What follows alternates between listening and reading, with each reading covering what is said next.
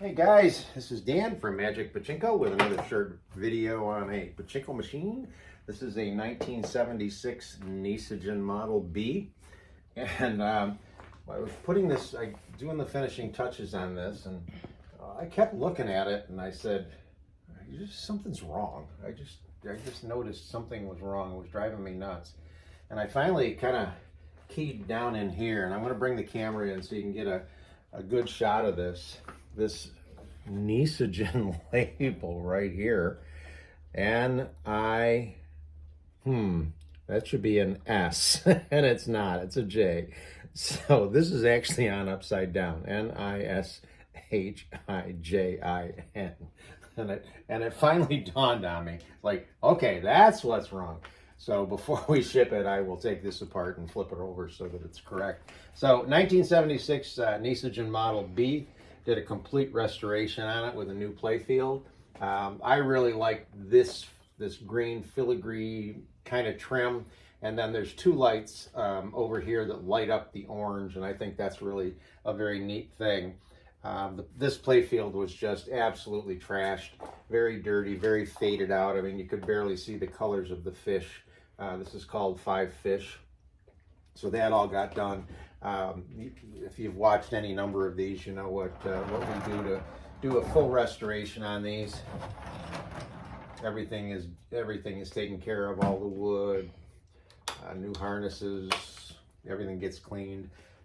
The biggest deal is getting this clean, because this is what's going to make a Pachinko machine work. So this is the pigtail. When you get your machine, you're also going to get a little power block that's plugged in. You simply plug this into the pigtail, and then you have power to your machine. And before you put any balls in it, you'll notice that the ball out light up in this corner is on.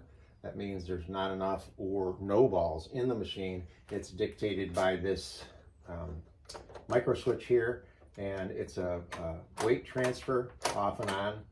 When there's enough balls, this lifts up off of the ball out light switch. When there's no balls in it, it comes down and makes the contact. There's another switch in here. It's a leaf switch. It's right in this area. It's white plastic, and there's a brass rod in here with a right angle. This will lift up and down as the jackpot is made, and it closes the two brass leaves to turn on these two lights over here that shine through that orange attraction out front. So it's a standard Model B layout. So when you go to load this thing, besides plugging it in, and if there's any newbies out here, you don't need to plug these things in to get them to work. The only reason you plug them in is for the lights.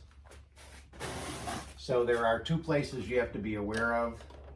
One is right here, and I've put red marker on it with a little red arrow. It's probably hard to see on the video, but this red arrow says push this way, and when you do that, these two interlock with each other, and that's what you want. So that allows the balls to come across and go into the jackpot. This is the release for it. When this is released, then the balls would come around and drop down and go out of the machine. So that's the way you get the balls out of the machine. But when you get ready to play, make sure you do that, because if you don't, the balls are going to go right through and all over the floor. So you got this latched. You just take a handful of balls, and you should hear them clatter. They're going to run down, around, over this into the jackpot, and you can see them on this side. They haven't completely filled this side yet.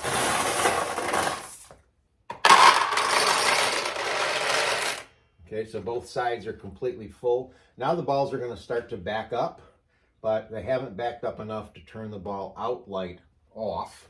So at this point,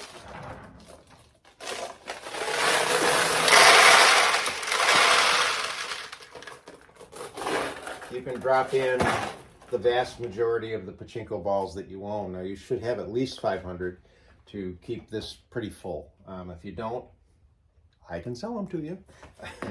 All right, so you keep, just some for shooting. And these are going to go around the front in the front feed tray. You need something similar to this to come down here. The losing balls drop out of here, and the winning balls are going to come down this chute and drop out. So the design in the parlors was that the balls drop out right down on the floor into a chute. They would roll down to a collection point, and then somebody would scoop them up and bring them back and put them in here. Okay, so with home use, you need to be able to catch them. Also, when you get this machine in your home, you want to make sure that the machine, if you look at it like that, you want to make sure the machine is this way, not this way. In other words, don't let it lean forward. If anything, let it lean back a little bit. And it doesn't have to lean back like this. It just needs to lean back a little. So that keeps the balls against the play field so that they go through the pins the right way. If you lean the machine forward, they'll start rolling off the plexiglass, and then they won't go through the pins correctly. So we've got this set up. I put the extra balls that we had in the front feed tray. And to play the game itself, you rest your fingers down here, put your thumb on the shooter, pull back, and let go.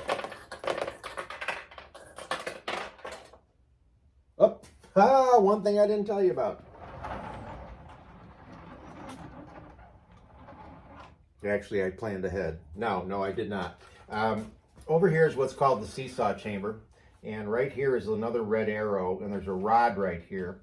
And the seesaw currently is sitting in the machine like this, left end up, right end down. It needs to be this way.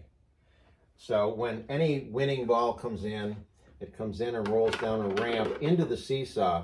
The seesaw tips it, lets it come out, and it'll go down through here. So right now I have the seesaw tipped this way, and the ball comes down and it just hits the end of the seesaw. It's got nowhere to go. If it were tipped up, the ball would roll into the seesaw and then tip it down. So the machine's going to cycle and pay out when I do this. But before you start to play, you should remember to do this. You push up on this little rod, and it resets the seesaw to the correct position. Now, as soon as I let go of the rod, it's going to cycle and pay out.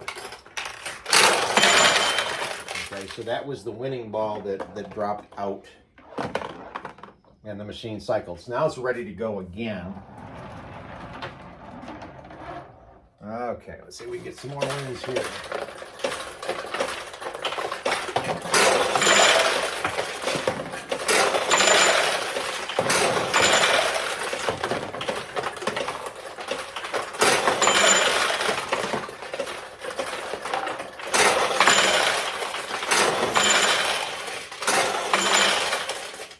So that's the 1976 Nishijin Model B that they call 5 Fish. Hope you like it.